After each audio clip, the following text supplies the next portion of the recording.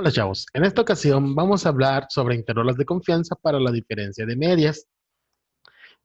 Un primer caso sería un intervalo de confianza para la diferencia de medias considerando las varianzas desconocidas pero iguales. Existe otra situación que vamos a comentar al final del ejemplo en donde se presenta un intervalo de confianza también para la diferencia de medias, las varianzas iguales desconocidas pero que resultan ser diferentes. Pero primero vamos a comentar la situación donde las variantes, a pesar de que son desconocidas, podemos comprobar de alguna manera que son iguales.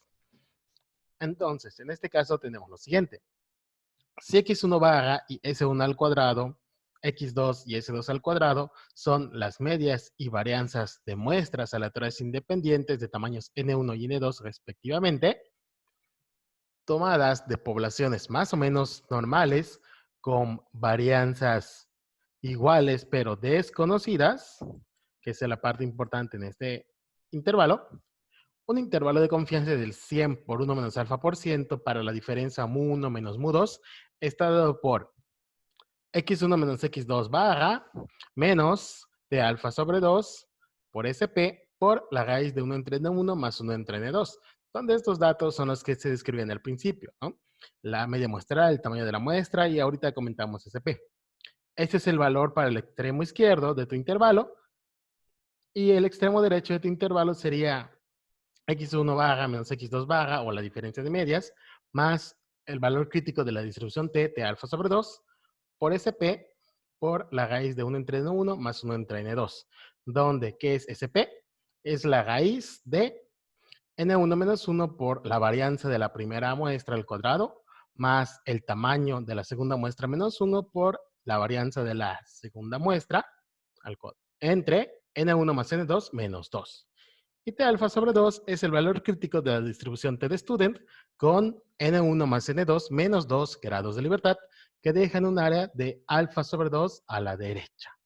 Entonces, en el ejemplo vamos a ilustrar el uso de esta fórmula, identificando los datos, cuánto es X1, X2, cuánto es S1, S2 y en consecuencia SP, junto con los tamaños de las muestras, para establecer el intervalo de confianza. En este caso, te tienes que dar cuenta que las varianzas poblacionales son desconocidas, ¿no? Aquí lo comentan. Poblaciones con varianzas normales desconocidas. Perdón, varianzas iguales desconocidas. Entonces, el ejemplo dice lo siguiente. Se eligieron dos estaciones de muestra independientes para este estudio. Una que se localice corriente abajo del punto de descarga ácida de la mina y otra ubicada corriente arriba. Para 12 muestras mensuales reunidas en la estación corriente abajo, el índice de diversidad de especies tuvo un valor medio de 3.11 y una desviación estándar de 0.771, mientras que 10 muestras reunidas mensualmente en la estación corriente arriba tuvieron un valor medio del índice de 2.04 y una desviación estándar de 0.448.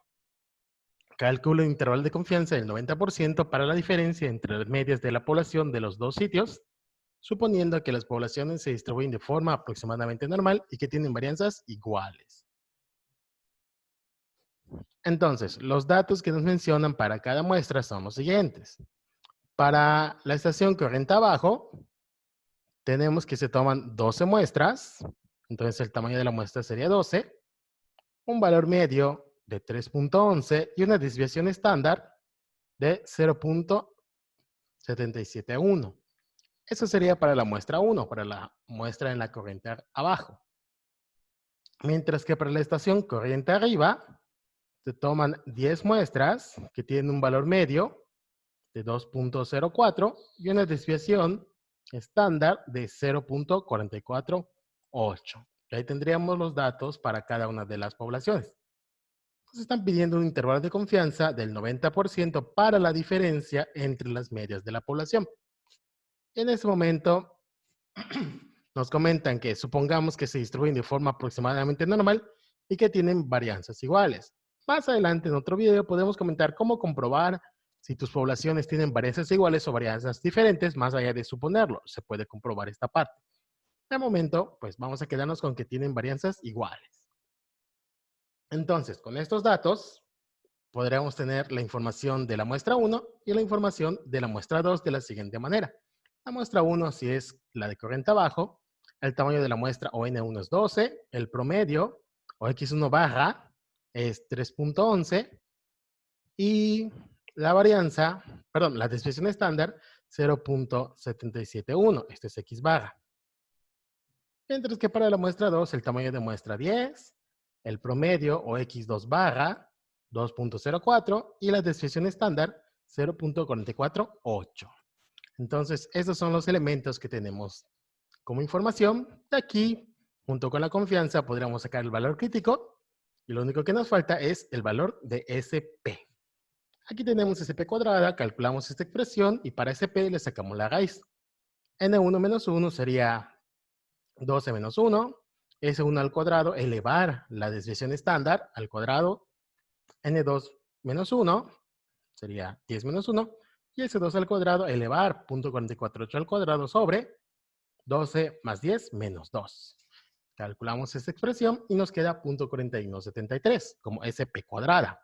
Entonces, el dato SP sería la raíz de esta cantidad, que es 0.0646. Y ya tenemos los elementos para usar la fórmula.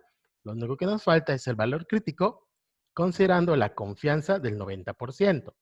Si la confianza es 90%, entonces alfa es el complemento, que sería un 10% o 0.1, y alfa sobre 2 sería el 0.05. Los grados de libertad son N1 más N2 menos 2, que son 20. Y entonces en la distribución T de student, ¿qué vamos a buscar?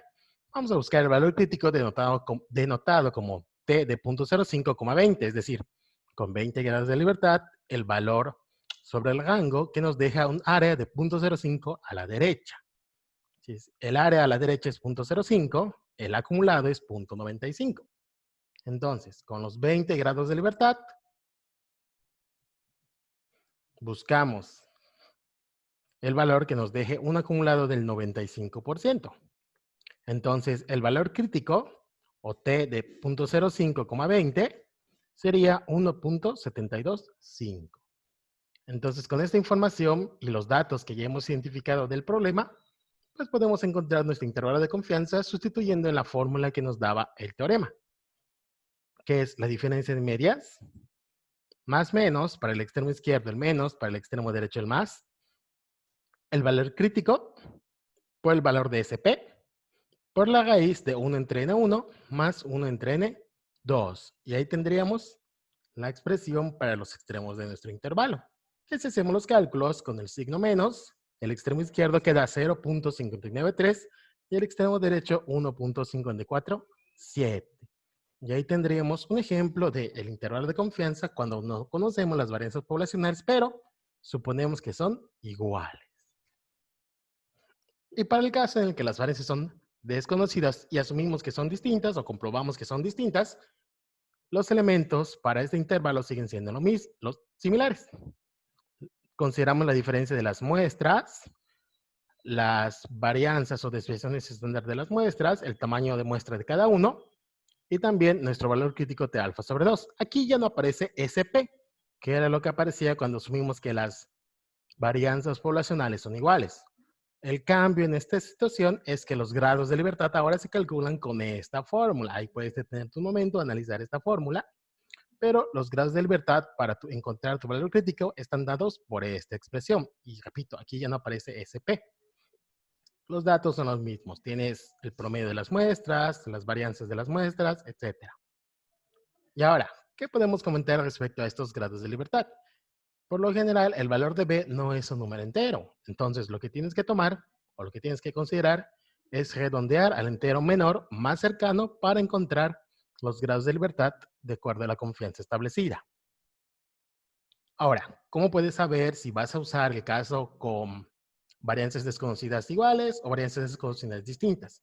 Eso lo vamos a tratar en otra sesión cuando encontremos un intervalo de confianza para nuestras varianzas. Nos vemos en otra sesión.